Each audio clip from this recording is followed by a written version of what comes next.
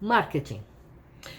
A notícia era interessante e Roger insistiu com a assessora de imprensa, que procurasse o jornalista Celso Arnaldo Araújo, da revista Manchete, mesmo sabendo que ele tinha feito uma matéria com o próprio Roger sobre o assunto reprodução humana assistida há pouco tempo, fazia pouco tempo.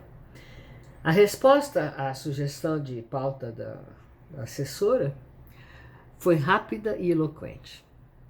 Olha aqui, Ângela, você me desculpe, mas nem que o Roger engravide a Madre Teresa de Calcutá, eu faço a matéria com ele. Eu ri muito, até hoje a gente ri. Mas o episódio mostra que não era fácil ser assessor de imprensa de Roger Abdelmaci. Ele estava sempre insistindo, a imprensa estava aqui. Eram convites, eram sugestões de pauta, era telefonema. A pressão que ele fazia era enorme. Ele saía no Fantástico e cadê o Globo? Por que não veio? E cadê a Veja? Você prometeu que saía na Veja. Era uma coisa impressionante.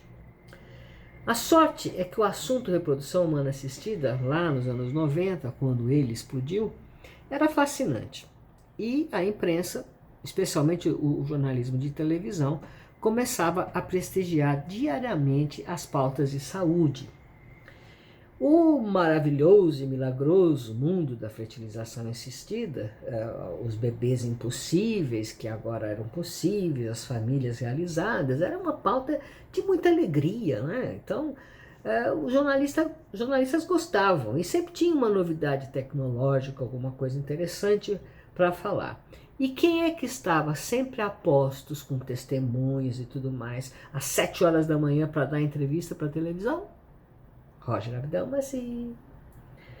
Depois da boa repercussão da técnica ICSI, que isso foi em 93, quando ele trouxe ao Brasil,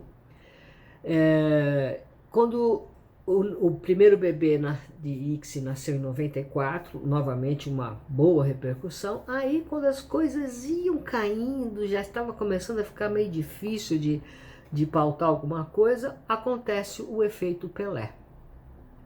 Em abril de 1996, quando o casal engravidou. A avalanche de notícias sobre a gravidez do casal Pelé e a Síria atingiu em cheio a agenda da clínica e Roger e a paciência da imprensa. Eles cansaram, foi mesmo cansativo ver aquela cara do Roger com aquele bigodão sorrindo todo o tempo, todo canto. Ele deu mais de uma coletiva. Ele apareceu no anúncio da gravidez e no nascimento dos bebês. Não tinha nada que fazer lá, mas ele estava lá, com o bigodão. O mercado brasileiro de reprodução humana assistida, clínicas, equipamentos, laboratórios, venda de hormônio, foi altamente beneficiado com o que se chamou efeito Pelé. Mas não foi só de imprensa popular que o marketing de Abdelmaci viveu. Gênesis foi a primeira revista de reprodução humana assistida a ser publicada no país. A ideia era vender a especialidade e a clínica do Roger Abdelmaci, obviamente, para os ginecologistas brasileiros. O raciocínio de Roger, ele era um bom marqueteiro de si próprio. Ele pensava assim, não adianta a pessoa ver a matéria na televisão, ela vai no médico dela, porque eu quero o bebê de proveta que eu vi lá, e o médico dela não me conhece, não vai me indicar. Então, eu preciso convencer os médicos ginecologistas de que eu sou bom, de que eu existo, e para isso ele criou a primeira revista especializada em reprodução humana assistida, que foi distribuída para todos os médicos ginecologistas do país. Era distribuída a cada 3 meses. Eram artigos que eles catavam daqui a colar, ninguém assinava os artigos, era um volume pequeno, de 16 páginas, 20, uma coisa assim. A outra poderosa ferramenta de marketing promocional de Abdelmaci foi a assessoria de imprensa, que era aplicada por uma jornalista, que acabou de se especializando em medicina. Eu trabalhava sozinha e por atuar num nicho de mercado, só medicina, fiquei muito conhecida, a imprensa me procurava. E entre os médicos sempre dispostos a dar entrevista, com personagem e tudo, era o Roger Abdelmaci. Ele entendeu muito bem, ele abria a agenda. Ou com outros médicos a dificuldade era, não, não dá porque eu tenho paciente, não, não dá. O Roger cancelava qualquer coisa para dar uma entrevista, principalmente para televisão. Até hoje há quem diga, né, que o poderoso Abdelmaci comprava a imprensa. Na verdade, além do assunto ser bom, fertilização assistida, era fácil de vender porque os ângulos eram muito bons, ele não perdia as oportunidades, como eu já falei, né? Eu dizia assim, o senhor tem que estar pronto para receber a equipe de reportagem às 7h30 da manhã e eles querem o depoimento de uma paciente. Ele dizia, assim não dá, Ângela, tenha certa paciência, você quer me...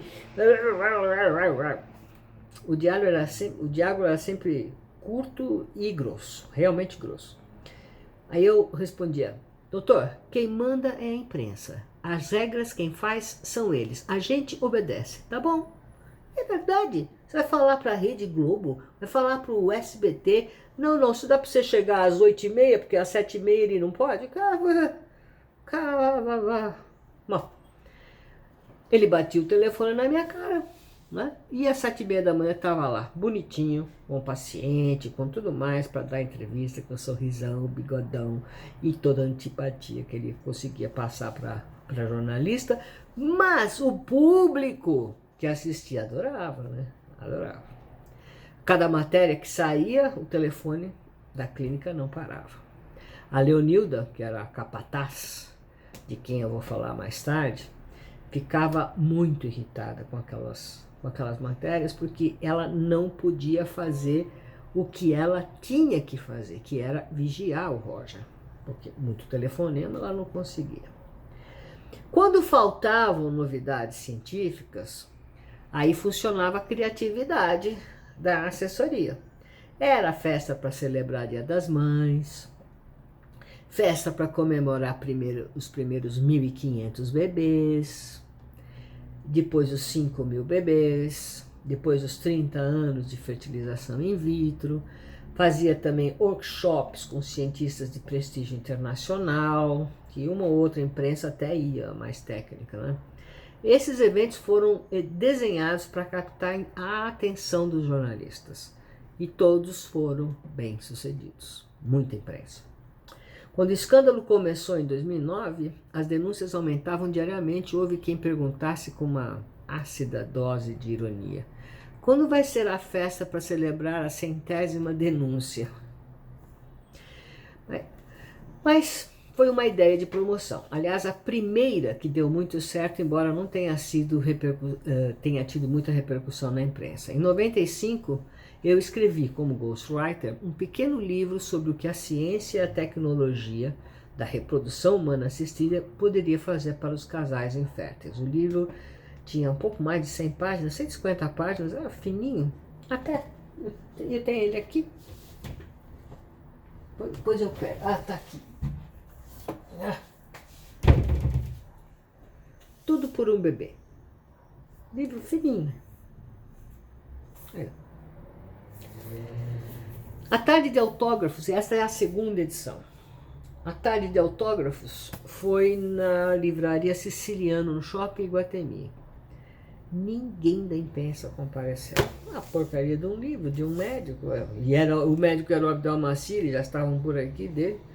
Isso em 95, já estava todo mundo de saco cheio. E foram muitos pacientes, né? Pacientes, né? E ele autografando os livros, e ele olhava para mim com um olhar de matar passarinho, sabe? Aquele furioso. Né? Pois é, mas esse livrinho deu o que fazer. Meses depois do lançamento, uma moça bonita, loira, evangélica, e queria ter filhos, mas não podia porque o marido era vasectomizado. Ela leu o livro, Tudo por um Bebê, e ela marcou uma consulta com o Dr. Abdelmaci, foi sozinha, né? E, para todos os efeitos, ele era o autor do livro, né? O marido, e se acertou com ele. O marido veio numa segunda consulta, quando a moça já estava entusiasmada com o projeto bebê dela. O nome do marido, Edson Arantes do Nascimento. Então, o próximo capítulo é Síndrome da Glória.